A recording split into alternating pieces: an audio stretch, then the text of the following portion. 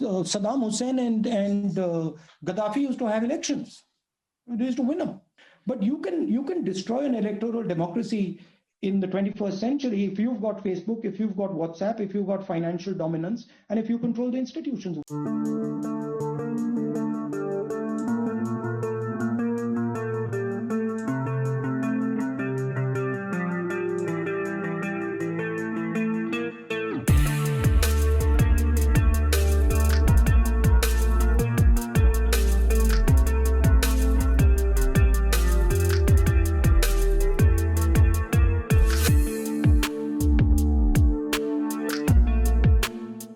You argued that politics in India, especially electoral politics or politics in general, is no longer a fight for power. Politics in India have become a fight for India, not just a fight for power.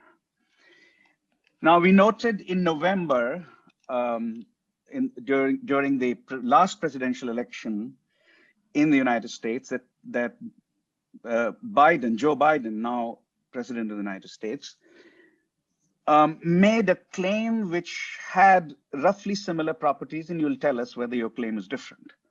He argued that the election of 2020 was not about a change in power in Washington. It was about the soul of America. To me,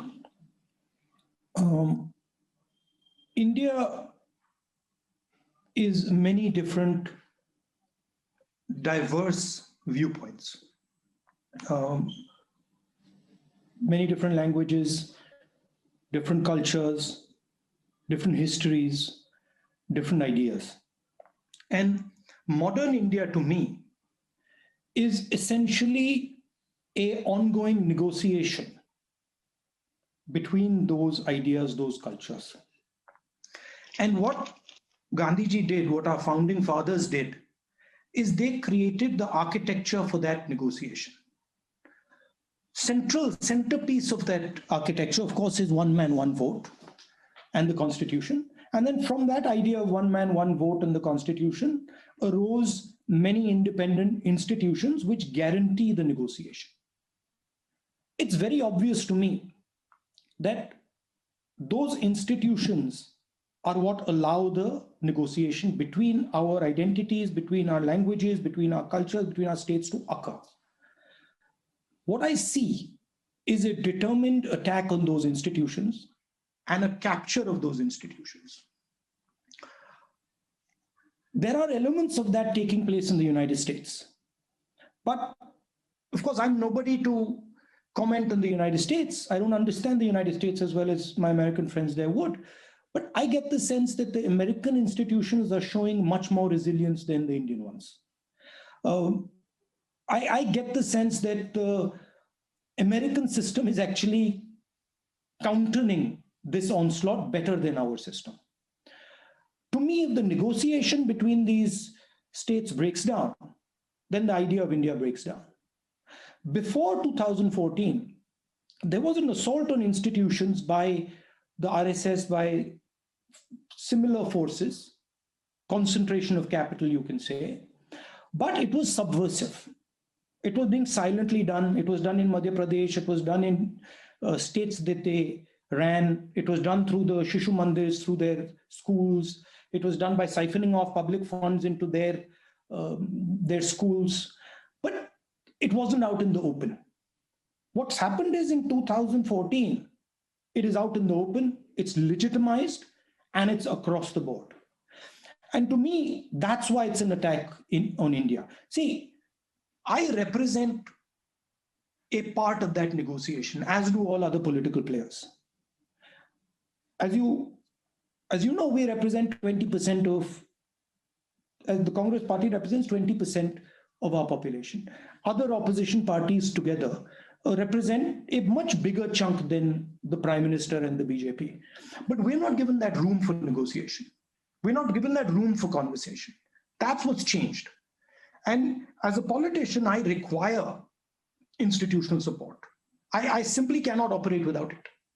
It's a fantasy if somebody thinks that I can operate or a democracy can operate without independent institutions. That we don't have anymore. That's why I classify it as an assault on India. Are you in particular referring to the judiciary or some other independent I'm institutions? referring to every single institution. There's not a single institution that is not under this type of assault. I mean, to give you some nuance, my mic is switched off in Parliament. In the middle of while I'm giving a speech, it's switched off. Right. So the essence of Parliament is that I'm allowed to speak.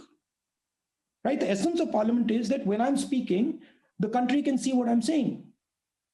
That the TV is showing what is going on in Parliament. The TV doesn't show what's going on in Parliament. Two of the leading agencies, non-governmental agencies in the world that rate or assess democratic health in the world, the Freedom House and the Varieties of Democracy Institute in Sweden, which has risen to prominence of late, both have downgraded Indian democracy. Freedom House calls India now partly free, not unfree, partly free. And that is after 30 odd years that India has been downgraded. The VDEM Institute in Sweden uses a stronger term. India has the largest democracy, and I'm citing now, the largest democracy in the world has become an electoral autocracy. Electoral autocracy is the term it has used. Not yet a full autocracy, but electoral autocracy. Now, I have two questions. One, do you agree with this assessment, the assessment of Freedom House? They're roughly in the same direction. They're slightly different, but roughly they're both talking about a steep decline, a steep democratic decline in India.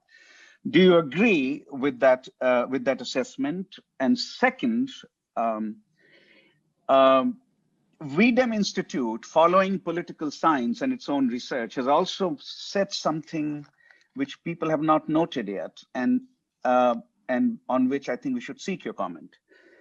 It says that when polities, democratic polities, start attacking civil liberties, and then civil society institutions, and then independent institutions, then the next step normally, there is no law about this, there is a tendency they're talking about. The next step after an attack on civil liberties, an attack on civil society, an attack on independent institutions, next step is typically an attack on the integrity of elections itself. So the second question after the first question, which is about, do you agree with these two agencies? The second question is, are you concerned that the integrity of elections might also be attacked before long? Look, I mean, these institutions, of course, have their view. They are foreign institutions. And frankly, we don't need a stamp from them. But directionally, what they're saying is correct. I would add one thing. I would say they're much behind the curve. I think the situation is actually much worse than they imagine, first. Second, again, you cannot separate electoral democracy from institutional frameworks, right? An election is not simply people going and pressing a button on a voting machine. An election is about narrative. An election is about institutions that make sure that the framework in the country is operating properly. Election is about a judiciary that is being fair. Election is about a debate that is taking place in Parliament, right? So you need those things for the vote to count. You know, Saddam Hussein and Gaddafi used to have elections.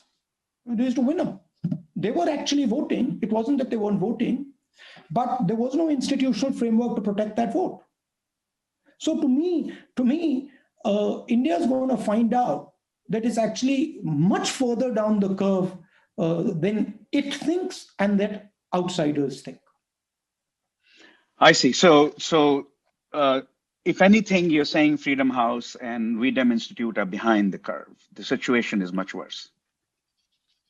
Yeah, and I'm saying the sequence that you first attack this, then you attack the vote. I'm saying you don't need to attack the vote. With modern technology, if you control WhatsApp and you control Facebook, you don't need to attack the vote. Why would you do something like that? Leave it alone. You control the narrative anyway.